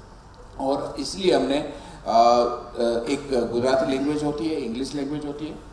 UPSC देखो स्टेट की एग्जाम्स ऐसी होनी चाहिए जिसकी वजह से अपने स्टेट के बच्चे यूपीएससी की प्रिपरेशन करें। यूपीएससी में 2 ऐसे होते हैं, 1200 वर्ड्स के एक ऐसे लिखने पड़ते हैं। हमने ऐसा किया है कि 900 वर्ड्स के 3 ऐसे, मतलब एक ऐसे का पेपर रहेगा 50 मार्क का, एक ऐसे रहेगा उसमें उसको 900 मार्क्स है। तो यहाँ से स्टेट की एग्जाम लिखने वाला बच्चा ऑटोमेटिकली यूपीएससी की प्रिपरेशन कर लेगा।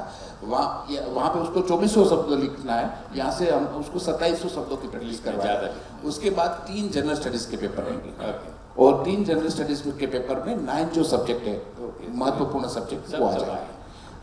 सर आपको खुशी होगी जानने में कर कि 2017 का जो अपना पहला पेपर रहा मेंस का, इस नए मॉडल का, ऑनरेबल यूपीएससी चेयरमैन ने वो देखा, समहाउ ही करेक्ट उसको देखा। तो उन्होंने मुझे कहा कि चेयरमैन साहब आपकी जो स्टेट पीएससी की जो मेंस सिविल सर्विस की एग्जाम हुई, मुझे खुशी आपको बताते हुए कि आपके जो 3 पेपर थे वो it was at par with UPSC, और आपका एक पेपर था वो even that was better than UPSC. तो उसने बोला why don't you chair a committee to suggest and prepare model syllabus and model exam pattern for the all state service. उन्होंने ये भी कहा कि मेरे प्रोफेसर डेविड सिमले यूपीएससी के चेयरमैन थे, उन्होंने कहा कि मेरे 5 साल के अनुभव से मुझे ये ध्यान है कि यूपीएससी को अभी जो स्टफ मिलना चाहिए वो स्टफ नहीं मिल रहा है। और इनकी वजह ये है कि जब रणजी ट्रॉफी ठीक से नहीं हो रही है तब टेस्ट टीम अच्छी नहीं मिलती। आपको टेस्ट में तब अच्छे प्लेयर मिलते हैं जब आपकी रणजी ट्रॉफी अच्छी रहे, मतलब आपकी स्टेट की जो होती है। तो बोले कि स्टेट पीएससी को स्ट्रेंथन करना जरूरी है। तो सर ही कंस्टिट्यूटेड वन का नहीं जी मैं आपको बताऊं। तो ये जो सिलेबस 2 अक्टूबर 2017 में मेरी चेयरमैनशिप के अंदर एक कमेटी बनाई गई और मैंने सर सारे स्टेट पीएससी का सिलेबस और उनकी एग्जाम पैटर्न स्टडी की, all 29 state public service commission, उनके पिछले पेपर्स जो उन्होंने निकाले वो यूपीएससी की पेपर्स और यूपीएससी की सिलेबस और एग्जाम पैटर्न, और ऐसे करके 30 बॉडी की 29 state public service commission and UPSC उनकी करके एक रिपोर्ट बनाया जो जनवरी 2018 में सारे हम लोग की जो गोवा में नेशनल कॉन्फ्रेंस हुई थी, ऑनरेबल यूपीएससी चेयरमैन भी वहाँ पे थे और प्रिंसिपली सारे स्टेट पीएससी ने एग्री किया कि अपनी जो एग्जाम पैटर्न होनी चाहिए वो ऐसी होनी चाहिए। Now there is no need for optional subject और इसको ऐसे करके चलना चाहिए। But sir now it is up to respective state government. और ये पीएससी तो क्या करती है सर कि पीएससी को वो इलेक्शन कमीशन जैसा पावर नहीं है, तो पीएससी ज़्यादा से ज़्यादा मतलब सलाह देती है और आजकल सलाह की कोई इतनी वो नहीं होती। तो कोई भी मतलब बेटा मतलब बाप भी बेटा को सलाह देता है, अगर बेटा को मानना है तो माने, ना माने तो ना माने, उसी तरह से कभी कभी ये हो जाता है। तो ये जो होता है तो उसमें ये अभी जो ये एग्जाम पैटर्न और सिलेबस जो है वो कुछ स्टेटस है जिन्होंने इसको एडेप्ट किए, कुछ लोगों ने उसमें बढ़ोतरी भी की है अपने, क्योंकि स्टेट स्पेसिफिक भी होना चाहिए। मेरा जो होगा वो थोड़ा गुजरात ओरिएंटेड होगा, आपको महाराष्ट्र ओरिएंटेड करना है। साहेब मग हे 2018ला आपण होता, मग आपल्याकडे काय झालं याचं या हवाल्याचं? 2018 पर्यंत तर आपल्याकडे ऑब्जेक्टिव्हच होतं बरोबर. Correct sir. आणि तत्कालीन कमिशन याच्यात इलेक्टेड पण होतं की याला इकडे जावं की नाही. नंतर आलं की तसं मगाशी भागवत Yes, sir. म्हणाले की मराठी टक्का UPSC मध्ये वाढला पाहिजे आणि म्हणून आज जे महाराष्ट्रात नवीन pattern yes sir. In toto exactly the same. Correct.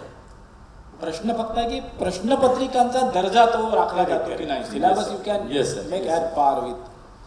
आणि त्याच्यासाठी महाराष्ट्रामध्ये परवा कोणतरी सांगितलं सुद्धा एका पेपरला Yes, sir. बातमी आहे देशून नतीला की प्रोजेक्ट ऑफिसर यांनी नेमावे स्टडी Correct. करण्यासाठी की Correct. दर्जा डिफिकल्टी लेवल वगैरे राखली जाईल.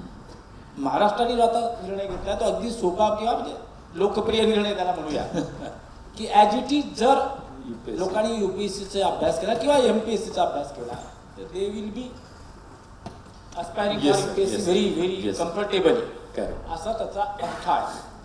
ऑप्शनल बद्दल माझं स्वतःचं मत मी अनेकदा सांगितलं. आहे की normalization of score is scaling बोलले सर.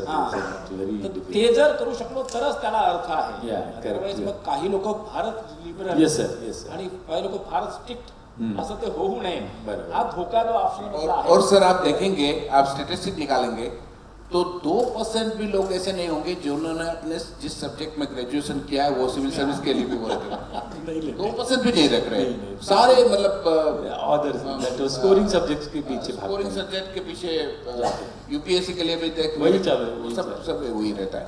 और यूपीएससी में भी एक Baswan committee, Yes, sir. UPSC reforms के लिए बासवान कमेटी रची गई थी और बासवान कमेटी का रिपोर्ट शायद उन्होंने सबमिट भी किया है, उसमें कुछ उन्होंने सुझाव किए। तो हमें पता नहीं है, मगर फ्यूचर में जब यूपीएससी का भी नया वो आएगा तो शायद वहाँ पे ये भी ऑप्शनल्स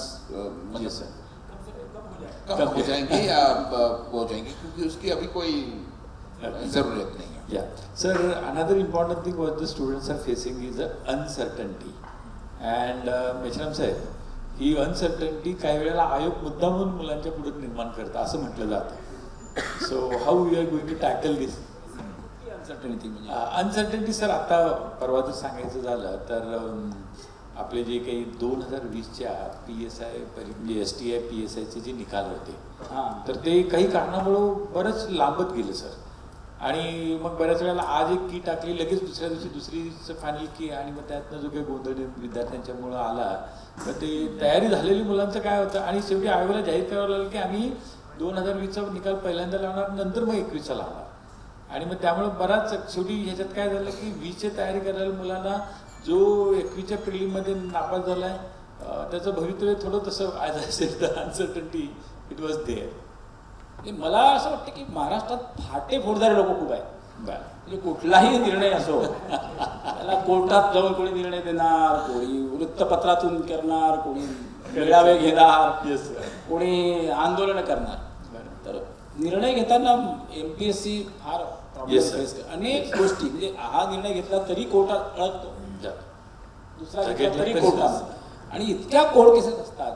आणि इंटरव्हेन्शन कोणी करावं असा प्रश्न आहे. म्हणजे हायकोर्टात जातात, कोणी मॅटमध्येच त्याला काहीतरी चॅलेंज केलं जाते, मग तिथेच गोष्ट थांबते.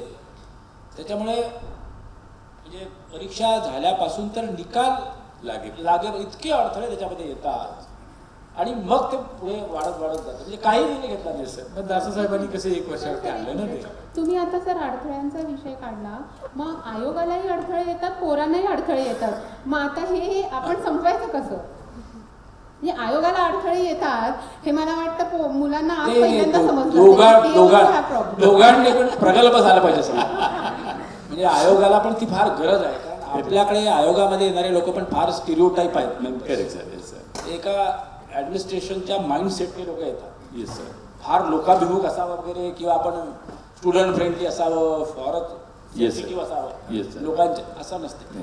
त्याच्यामुळे दोघांना पण थोडं कोणाची गरज आहे, म्हणजे Yes, sir. पुढे येण्याची गरज, जसं मुलांना आहे तसं त्यांना पण आहे. Yes, sir. आणि मला वाटतं की कालात आता इतके हे प्रश्न व्होकल झाले आहेत, अनेक Correct. माध्यमातून व्यक्त होत आहेत. त्याच्यामुळे मला वाटतं की भविष्यामध्ये आयोगाला सुद्धा हे शहाणपण सुचेल, तुम्ही म्हणता त्याप्रमाणे. आयोग खूपच शहाणा आहे, त्याच्याबद्दल वादच नाही.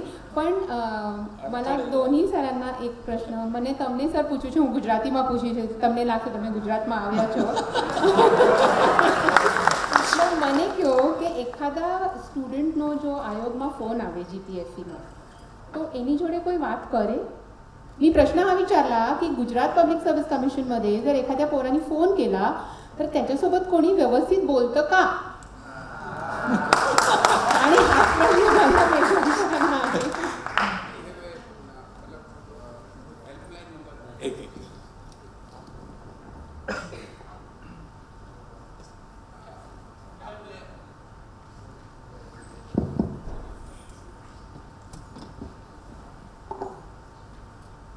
We have a helpline number in our office, तो वहाँ पे मतलब अटेंड करते हैं. उसके लिए 2 हमने अटेंडेंट रखे जो कंटिन्यूसली ये करते हैं. मगर फिर भी लोगों को हमेशा कंप्लेंट रहती है कि ये जो टेलीफोन लाइन जो रहती है हमेशा बिजी रहती है. बिजी इसलिए रहती है कि हमने डिक्लेयर किया हुआ होता है कि ये एग्ज़ाम है, इनकी रिजल्ट ये महीने में आएगी. और हमने ये भी बहुत मतलब मैंने ट्वीट पे अपने इंटरव्यू में बार बार कहा है कि प्रीलिम एग्ज़ाम ख़त्म होने के बाद 60 दिन के अंदर ये रिजल्ट आएगा. फॉर एग्जाम्पल मंथ भी डिक्लेयर करते हैं कि फरवरी महीने में रिजल्ट आएगा। अभी कैंडिडेट क्या करते हैं, पहली फरवरी से फोन करना शुरू करते हैं। तो मुझे मैं ट्वीट करके लिखना पड़ता है that we have the commission has announced that the result of this examination would be declared in month of February and February has 28 days। ऐसे करके मैं लिखता था, मतलब आप फरवरी की 28 तारीख तक आपको वेट करना होगा।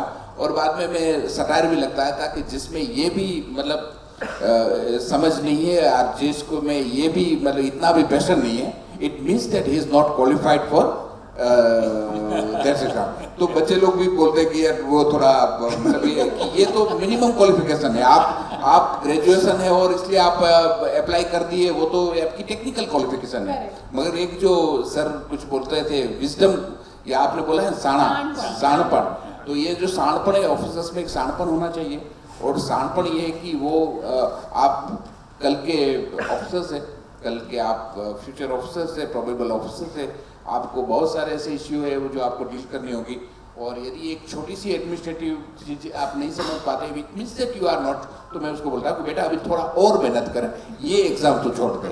यदि क्योंकि ये तब जब 28 मतलब फरवरी चली जाए और मार्च की पहली दूसरी तारीख को यदि वो कहे कि sir the commitment was February, but ये गई।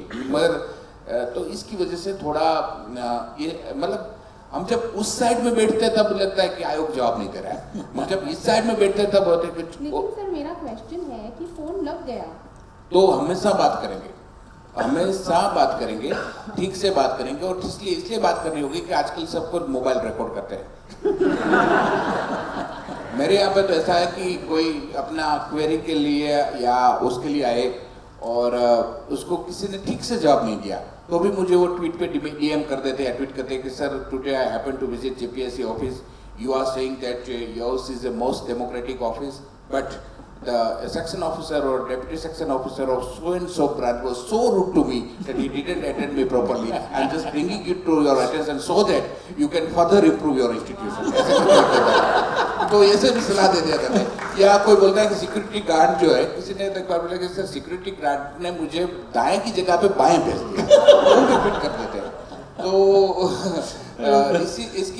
इसकी वजह से एक क्या हुआ, एक ऑफिस के अंदर एक अकाउंटेबिलिटी मतलब हुई। अकाउंटेबिलिटी इसलिए आ गई कि यार हम ठीक से जवाब नहीं देंगे, ठीक से बात नहीं करेंगे, तो बच्चे डायरेक्ट यहाँ से चेयरमैन को ट्वीट कर देगा और चेयरमैन किसी को बुला के कि भाई झाड़ा तो कभी नहीं है, मगर मतलब मैं जब जिस दिन मेरा रिटायरमेंट हुआ, मैं ऑफिस बहुत सारे लोगों ने मेरे वीडियो वगैरह भी मेरे ख्याल से महाराष्ट्र में हुए थे, तो मेरी पूरी ऑफिस रोई थी जब मैं जिस दिन ऑफिस छोड़ के गया था।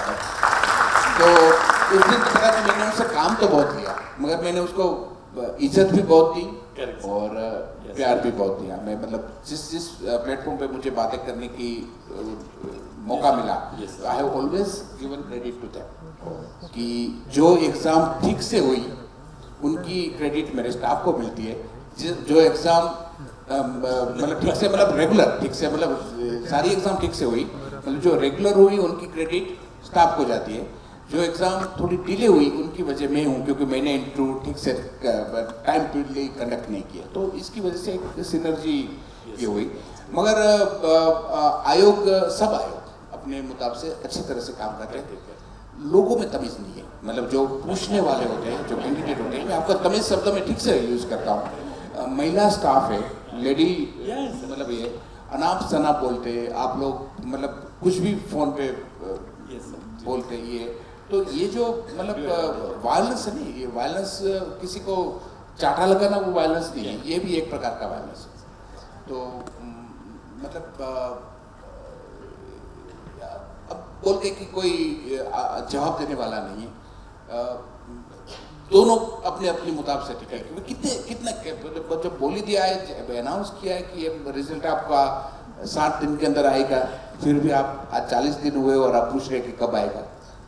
और कैंडिडेट को भी बेचारे को उनको भी जिंदगी में सेटल होना है जल्दी, तो वो अपने मुताबिक से सही है, इनकी खुद की लिमिटेशन से। तो यामध्ये काय आहे की उमेदवार जे आहेत त्यांच्याकडे ते इंटरप्रिटेशनल क्लॅरिटी असायला पाहिजे correct. की बाबा नेमकं काय आहे म्हणजे Correct. कोणाच्या डोमेनमध्ये काय आहे Correct. प्रश्न सरकारच्या डोमेनमधले आयोगाला विचारले जातात आणि एखादी गोष्ट विशिष्ट गोष्ट असेल की ही परीक्षा ते सोडून बाकी सगळं विचारतात तो- असे प्रश्न असतात इतके इरिलेव्हंट असतात Correct. तर तिथे बसणार काय आहे की ही जी हेल्पलाईन सिस्टम आमच्याकडे जी आहे Yes, sir. जी आता आयोगाला सुरू झाली आता Yes, sir. Yes, sir. नवीन आहे Yeah. तर तिथे आउटसोर्स केलेली आहे त्या Correct.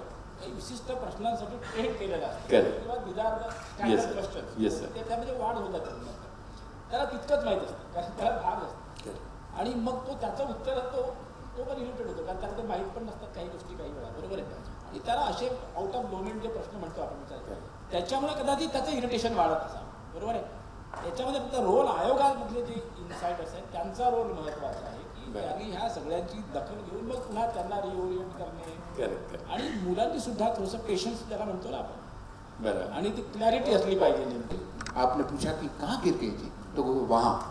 तो फिर आप यहाँ पे क्यों टूट रही, तो लाइट यहाँ पे इसलिए। अभी हम लोग क्या करते हैं, कभी कभी आयोग आंसर देता है, आयोग ट्वीट पे है या है, तो सब कुछ जो है वो आयोग को पूछते हैं। अभी सिलेबस क्या होना चाहिए, एग्जाम पैटर्न क्या होनी चाहिए, वेटिंग लिस्ट होना चाहिए नहीं होना चाहिए, ये रिस्पेक्टिव गवर्नमेंट का मतलब ये है। एंड आउटरीचिंग मतलब उसको जो है वो एक जुडिशियल आउटरीच जैसे बोलते हैं उसी प्रकार से ओवर रीचिंग एंड आउटरीचिंग दोनों वर्ड है। उसी तरह से कमीशन की भी एक बाउंड्रीज होती है येस सर कि 309 के अंदर it is the prerogative of the government to frame the exam rules and recruitment rules और आयोग का काम है कि उस रिक्रूटमेंट रूल्स के तहत अपने को रिक्रूटमेंट प्रोसेस आगे चलाना है। अभी लोग जो गवर्नमेंट का इश्यू है या जुडिशरी के साथ जुड़े हुए इश्यू है उनका प्रश्न पूछते हैं आयोग से और आयोग के पास उनका कोई आंसर नहीं होता और ये भी एक but sir ji Meshram sir बघा ह्या सगळ्या प्रक्रियेमध्ये शासनाची उदासीनता पद भरण्याबाबत किंवा जाहिरातीबाबत आणि आयोगाचा तटस्थपणा विद्यार्थी भरडले जातात। मग आता असं नाही वाटत का आपल्याला की दोघांनी सर्व सेईंग लाईक दॅट की there should be some type of what you can call as a cooperation और sort of a dynamism between GAD and MPSC त्यात कशी समन्वय समिती असावी आणि त्यांनी ते करायलाच पाहिजे। आम्ही आता मध्ये सांगायला काही हरकत नाही आता की मध्ये तो पण मी मूव कर मला असं मी माझ्या काळामध्ये स्टुडंट ऍक्टिव्हिस्ट होतो मी करेक्ट त्याच्यामुळे मला आय माझं स्टुडंट किंवा त्यांचे प्रश्न मला वाटतात दोन्ही माझेच प्रश्न आहेत करेक्ट सर मला आयोगातून त्याचा Yes, sir. कशाला हे सगळ्या आलं होतं परंतु कसं झालं की तेव्हा आमच्याकडे चीफ सेक्रेटरीच्या अध्यक्षतेखाली एक Correct. रिव्ह्यू कमिटी असते की साधारणतः पेंडन्सी काय आहे काय प्रश्न आहेत करेक्ट तर ते आधी डेप्युटी सेक्रेटरी GAD लेवलवरच व्हायची ती ओके आणि आमचे डेप्युटी सेक्रेटरी त्यांचे तेव्हा आम्ही त्याचं असं म्हटलं की बा तुम्ही जी तुमची 2 मंथली रिव्ह्यू सिस्टम आहे तिथे हां. तुम्ही डिपार्टमेंट हेडला बोलवा करेक्ट आणि आयोगाच्या लोकांना बरं मग तुमच्याकडे काय प्रॉब्लेम आहे तुमचा रिस्पॉन्स कसा आहे आयोग त्याच्यावर ॲक्शन कशी घेते याचं थोडंसं म्युच्युअल आदान प्रदान होईल हां. आणि त्याच्यातून काहीतरी चांगलं निघेल परंतु आता मी आयोग सोडून 1 वर्ष Yes, झाला हां. तो तेव्हाची गोष्ट आहे करेक्ट सर करेक्ट अजूनही ते ते झालेलं झालेलं नाही दोन्हीकडून जर जोपर्यंत सकारात्मकपणे पुढे जात म्हणजे शासन आणि येस सर शासनाचा आयोगाबद्दल नेहमी असं असतं की हे आमचं ऐकत नाही त्यांचं ऐकत नाही म्हणजे पॉलिसीबद्दल नाही त्यांच्या अनेक गोष्टी असतात बाकीच्या ते ऐकत नाही असं आहे. आणि त्याच्यामुळे आयोगाबद्दल एक रोष असतो की बाबा Yes, sir. आयोगाचे काय करायचं की आमचं काही होत नाही Correct. जसं बाकी बोर्डांमध्ये होतं Yes, तसं होत yes, नाही. yes, sir. त्याच्यामुळे ते तितके काही आयोगाबद्दल सकारात्मक नसतात परंतु जी ब्युरोक्रसी आहे तिथली इकडची ब्युरोक्रसी आणि इकडची इकडची bureaucracy. असते